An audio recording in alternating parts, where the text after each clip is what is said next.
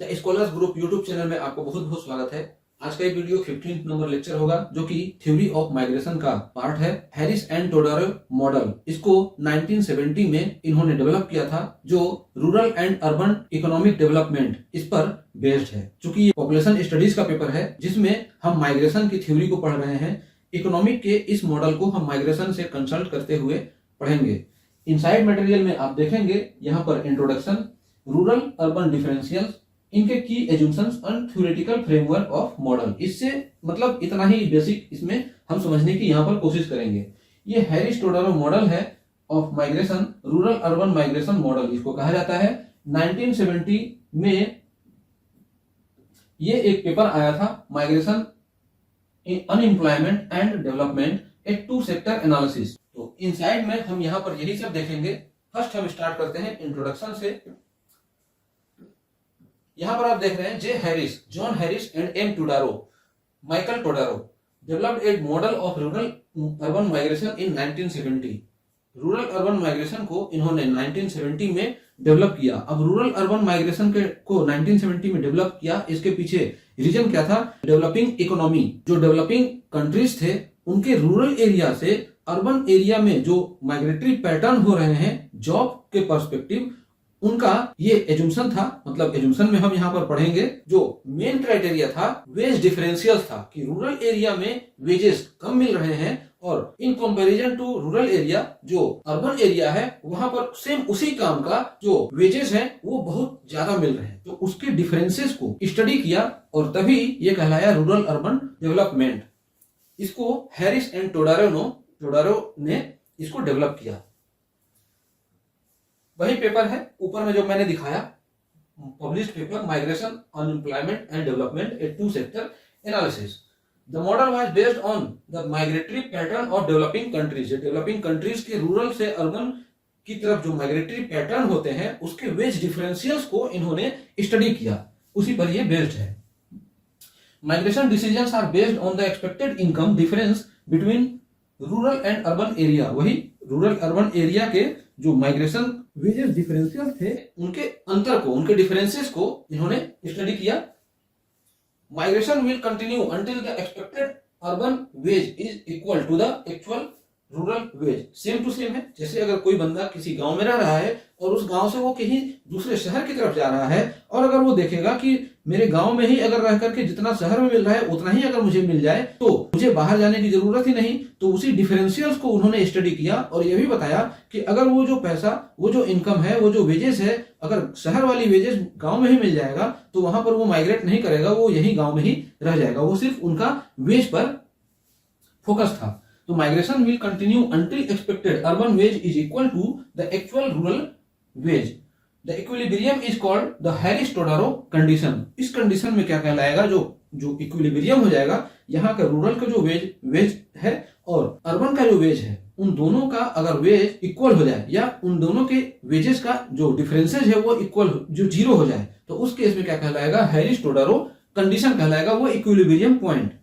तो ये इसका इंट्रोडक्टरी पार्ट है। इसमें हम देखेंगे अभी rural urban differentials, rural sector देखेंगे और अर्बन सेक्टर। तो अभी आप देखते आ रहे हैं, लेविस मॉडल भी मैंने एक्सप्लेन किया था, इसके पहले फायरेनिस मॉडल भी मैंने एक्सप्लेन किया था।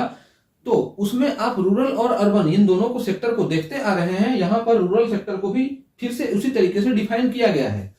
रूरल सेक्टर ये एग्रीकल्चरल बेस्ड इकोनॉमी होगा, ये प्राइमरीली प्रोड्यूस एग्रीकल्चरल गुड्स। तो यहाँ पर प्राइमरीली एग्रीकल्चरल गुड्स ही प्रोड्यूस किए जाएंगे। Production is often labour intensive and dependent on factors like land, weather and traditional practices. यहाँ पर ट्रेडिशनल प्रैक्टिसेस भी हो रही होंगी, लैंड और वेदर पर ये ज्यादा बेस्ड होगा, उसमें टेक्नोलॉजी का कोई बहुत ज्यादा रोल नहीं होगा, जो कि एग्रीकल्चरल इकोनॉमी कहलाएगा या रूरल सेक्टर की ये जॉब कहलाएगी।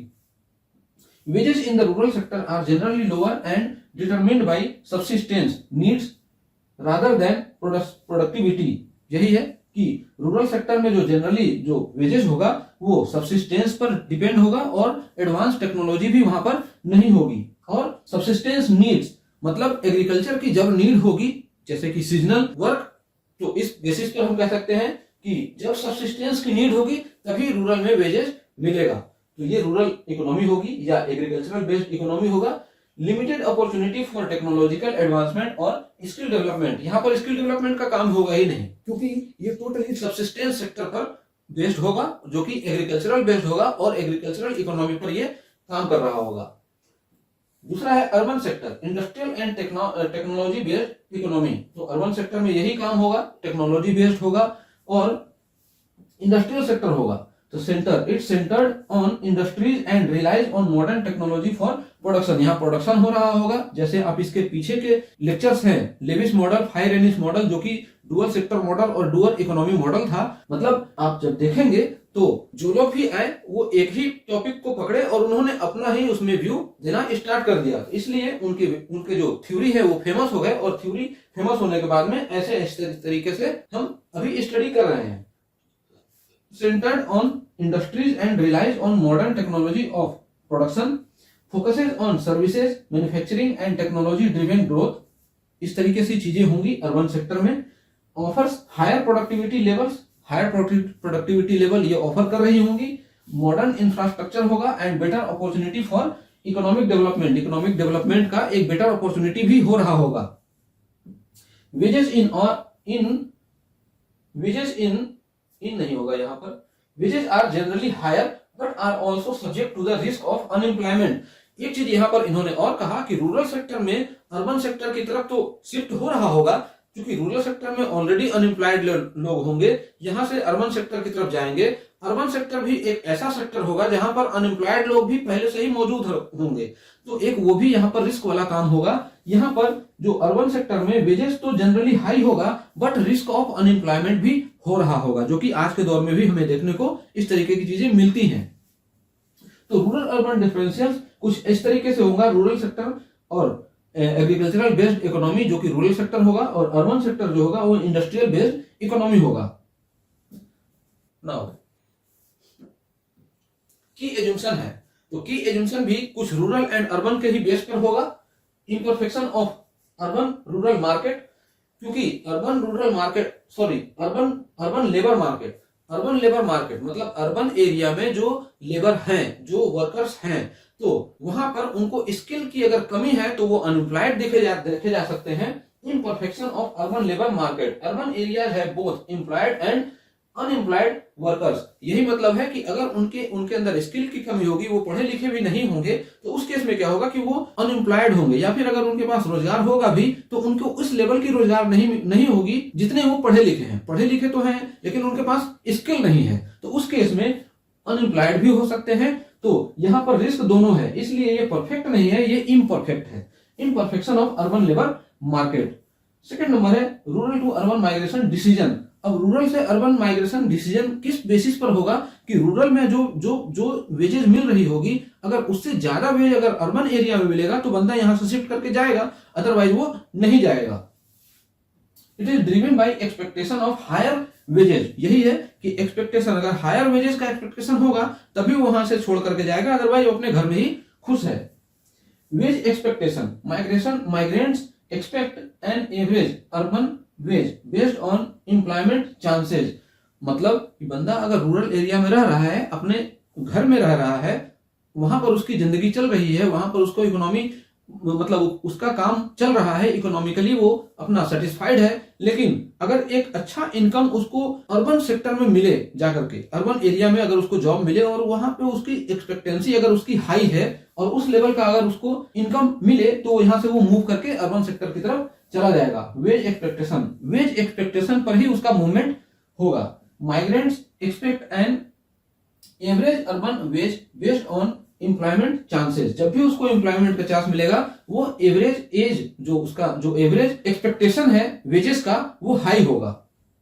अर्बन अनएम्प्लॉयमेंट, यही है कि मतलब सभी लोग एम्प्लॉयड नहीं होंगे, मैक्सिमम यहां पर भी अनएम्प्लॉयमेंट देखने को मिलेगा। तो ऑलरेडी जिस सेक्टर में अनएम्प्लॉयड लोग हैं, एक दूसरे सेक्टर से अनएम्प्लॉयड लोग उठ करके जा रहे हैं, तो उस सेक्टर में अनएम्प्लॉयमेंट का प्रेशर दे रहे हैं, मतलब अनएम्प्लॉयमेंट को वो बर्डन दे रहे हैं।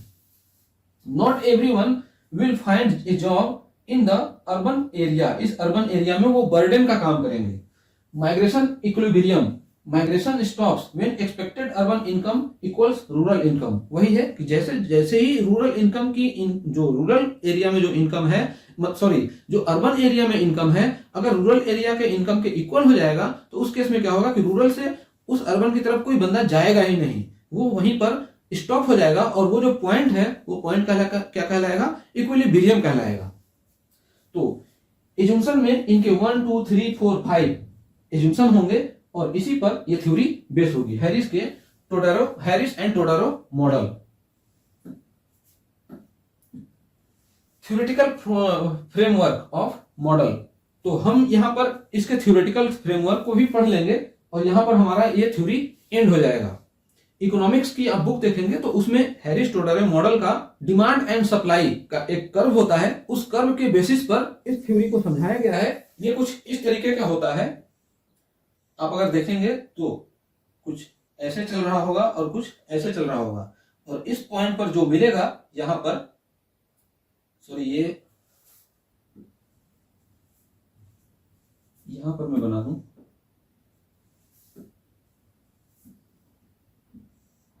कुछ इस तरीके से चल रहा होगा और इस पॉइंट पर अगर जो जहां मिलेगा यही कहलाएगा क्या, इक्विलिब्रियम पॉइंट। तो आप जब बुक्स देखेंगे आपको जरूरत नहीं है उतना करने की, आप प्रीवियस ईयर्स का पेपर भी उठाइए, उसके बेसिस पर मैंने इस लेक्चर को प्रिपेयर किया है ताकि थोड़ा सा मैं इसमें एक्सप्लेनेशन दे पाऊं और इसको मैं समराइज कर पाऊं। तो इतना ही समझना है, इसको आप छोड़ दीजिए, ये जिनका इकोनॉमिक्स सब्जेक्ट है उनके लिए इसको छोड़ दीजिए, ये उनका काम है। आपको ऊपर ऊपर की चीजें पढ़नी है और वहीं से क्वेश्चन बनते हैं एग्जामिनेशन में। ये चीज है यहां पर थ्योरेटिकल फ्रेमवर्क ऑफ मॉडल, ये equation of expected urban income की यहां पर बात हो रही है, जो कि रूरल एरिया में अगर जो इनकम हो रही होगी और अर्बन एरिया में इनकम हो रही होगी और वो दोनों का एक्सपेक्टेशन अगर इक्वल हो जाएगा तो पलायन नहीं होगा, माइग्रेशन नहीं होगा। तो इसी बेसिस पर ये इस थ्योरेटिकल फ्रेमवर्क में इस फॉर्मूला को डिफाइन किया गया है। ये एक्सपेक्टेड अर्बन इनकम है, it is equal to PE into W E plus P U into W E. यहां प्लस का मतलब हो जाता है और, प्रोबेबिलिटी में जैसे हम पढ़ते हैं यूनियन एंड इंटरसेक्शन, तो जहां यूनियन होगा वहां पर हम और करते हैं और जहां इंटरसेक्शन होता है वहां हम एंड करते हैं। तो यहां पर ये प्लस है मतलब यूनियन का काम करेगा, और तो प्रोबेबिलिस्टिक टर्म में अगर देखेंगे तो एक्सपेक्टेड अर्बन इनकम जो है वो PE plus W E, sorry PE into W E plus P U into W E. अब इन सबको डिफाइन किया गया है। PE means probability of employment in the urban area, ये वाला है probability of employment in urban area, ये अर्बन एरिया के लिए है क्योंकि ये एक्सपेक्टेड अर्बन इनकम है, EUI ये हो गया। और WE का मतलब wage rate of for employed workers या एम्प्लॉयड पर्सन। तो जो probability of employed in urban area ये है, तो इस बंदे को, जो ये बंदा एम्प्लॉयमेंट मिला इसको, इसकी वेज कितनी है, ये हो गया इनटू प्लस। अब ये अनएम्प्लॉयमेंट की बात हो रही है, तो probability of unemployed person in urban area into veg rate of unemployed person in urban area, probability of unemployment in urban area and veg rate of for unemployed workers. ये हुआ इन दोनों का मतलब, ये एक थ्योरेटिकल बेसिस पर ये एक फॉर्मूला हो गया, इस फॉर्मूले का ये डेफिनेशन हो गया, डिस्क्रिप्शन। और अगर ये डिपेंड करेगा EUI जो एक्सपेक्टेड अर्बन इनकम है, अगर करंट वेज रेट से अगर ये मैक्सिमम है, मतलब रूरल वेज रेट से अगर ये मैक्सिमम है तो पलायन होगा, अगर रूरल वेज रेट से अगर ये कम है तो पलायन वापस आ जाएगा, मतलब पलायन होगा ही नहीं, रूरल से अर्बन की तरफ नहीं जाएगा। और या ऐसे कह सकते हैं कि एक्सपेक्टेड अर्बन इनकम अगर ये रूरल एरिया से कम हो जाएगा तो उस केस में क्या होगा कि उधर से लोग रूरल की तरफ शिफ्ट हो जाएंगे, और अगर ये इक्वल हो जाएगा तो पलायन नहीं होगा। तो यही इसकी कंडीशन लिखी गई है decision making process. Migrants compare the expected urban income to the rural wages. ये WR है, इसको इस तरीके से डिनोट किया गया है। अब यहाँ पर if EUI expected urban income it is greater than WR means wage rate, rural area का वेज, अगर ये कंडीशन है तो उस केस में migration is encouraged to urban area. Migration जो है वो इंकरेज करेगा अर्बन एरिया में माइग्रेट करो। ये है if EUI is equal to WR, मतलब कि रूरल एरिया के वेज रेट के अगर ये इक्वल हो जाए तो उस केस में माइग्रेशन रीचेज इक्विलिब्रियम, और उस केस में जो माइग्रेशन है वो नहीं होगा, क्योंकि जो अपॉर्चुनिटी या जो इनकम उसको रूरल एरिया में ही मिल जा रहा है तो वो इनकम लेने के लिए वो शहर की तरफ क्यों जाएगा। ये हो गया if expected urban income is less than WR, rural area के वेज से अगर ये एक्सपेक्टेड अर्बन इनकम अगर ये स्मॉल है तो उस केस में migration is discouraged and stay in rural area, या तो रूरल एरिया में ही स्टे करेगी, या जिस केस में अगर वो बंदा बाहर गया है तो वो बाहर से फिर से वापस रूरल एरिया में वो शिफ्ट कर लेगा। तो यही इसका थ्योरेटिकल फ्रेमवर्क है, और ये एक फिगर के थ्रू यहाँ पर दिखाया गया है इन्हीं तीनों के कंडीशन को, कि जिस अगर इन तीनों में फर्स्ट सेकंड थर्ड इन तीनों में जो भी कंडीशन होगा तो इन दोनों सेक्टर में इस तरीके से ट्रांजिशन होगा, या इसको कहेंगे ट्रांसफॉर्मेशन होगा। इधर का इधर चला जाएगा, इधर का इधर चला जाएगा, और या तो ये दोनों आपस में ही एक दूसरे के मतलब एक जगह ही रहेंगे इक्विलिब्रियम के केस में। तो यही इसमें एक छोटा सा डिफरेंस है, और आपसे मेनली जो एग्जामिनेशन में क्वेश्चन अगर बनेगा तो इस तरीके से बनेगा कि अर्बन अनएम्प्लॉयमेंट का जो मॉडल है वो किससे मिलता है, वो हैरिस-टोडारो मॉडल से मिलता है। इन्होंने ये दोनों तरह की चीजें बताई थी कि रूरल में तो अनएम्प्लॉयमेंट होता ही है, अर्बन सेक्टर में भी अनएम्प्लॉयमेंट होता है, इस वजह से इकोनॉमी पर ये बर्डन का भी काम करेगा। अगर इम्प्लीकेशन की बात करें तो इस मॉडल के थ्रू हम ये देखते हैं कि अच्छी अपॉर्चुनिटी पाने के लिए लोग क्या करेंगे कि अपनी एजुकेशन बढ़ावा करेंगे, स्किल डेवलपमेंट करेंगे, क्वालिफिकेशन लेंगे, कहीं जॉब कर रहे हैं तो वो एक्सपीरियंस भी ले रहे होंगे कि उस एक्सपीरियंस के बेसिस पर उनका कहीं दूसरी जगह वो शिफ्ट हो जाए जॉब में। तो ये जो मॉडल है वो इन्हीं पर मतलब इस पर एक इम्प्लीकेशन का भी काम करता है, हैरिस-टोडारो मॉडल। तो इस लेक्चर में आपने यही इतना बेसिक सी चीजें देखा जो कि मैंने यहाँ पर एक्सप्लेन किया। हैरिस-टोडारो मॉडल 1970 में आया था, जो rural and urban economy model इस पर बेस्ड था। उन्होंने ये बताया कि रूरल में जो वेजेस हैं और जो अर्बन में वेजेस हैं उन दोनों के डिफरेंसेस अगर इक्वल हो जाए तो उस केस में माइग्रेशन नहीं होगा। अगर वो डिफरेंसेस पॉजिटिव की तरफ जा रहा है, मतलब कि अगर रूरल एरिया में अगर वो वेज कम है और अर्बन एरिया में मैक्सिमम जो एज है तो उस केस में माइग्रेशन होगा, क्योंकि इकोनॉमी की जरूरत है, माइग्रेशन होगा, इंडस्ट्री भी बढ़ेगा। और अगर रूरल एरिया में ही वेज मैक्सिमम मिलने लगे तो उस केस में क्या होगा कि वो माइग्रेशन डिस्करेज हो जाएगा, माइग्रेशन यहाँ से नहीं होगा। या तो अगर माइग्रेशन हो चुका होगा तो वो फिर से वापस मतलब अर्बन एरिया से रूरल एरिया की तरफ फिर से माइग्रेशन हो जाएगा।